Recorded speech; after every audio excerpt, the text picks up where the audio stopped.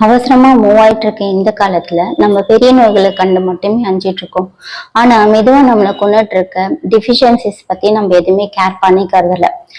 இப்ப எல்லாம் என்ன பாத்தீங்கன்னா டிஃபிஷியன்சின்றது மக்களிடையே ரொம்ப அதிகமான ஒரு பெரிய பிரச்சனையா இருக்கு.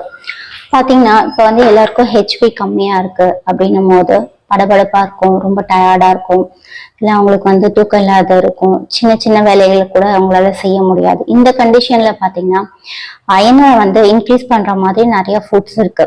மாதுளம்பழம், அந்த மாதிரி அத்திப்பழம், அந்த மாதிரியான நிறைய ஃபுட்ஸ் இருக்கு.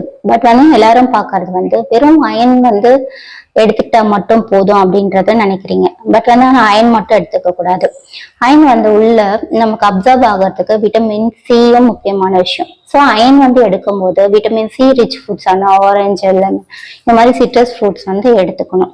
இது நம்ம விட்டமின் B12 நம்ம சேர்த்து எடுக்கும் போது, அதாவது red meat, dairy products, fishes, fatty fishes, cereals, இந்த மாதிரி எல்லாம் விட்டமின் B12 இருக்கு. ஸோ இதெல்லாம் சேர்த்து எடுக்கும் போது மட்டும்தான் நம்ம ஹெச்பில இருந்து பிளட் செல்ஸ்ல இருந்து நம்ம இம்ப்ரூவ் பண்ண முடியும்.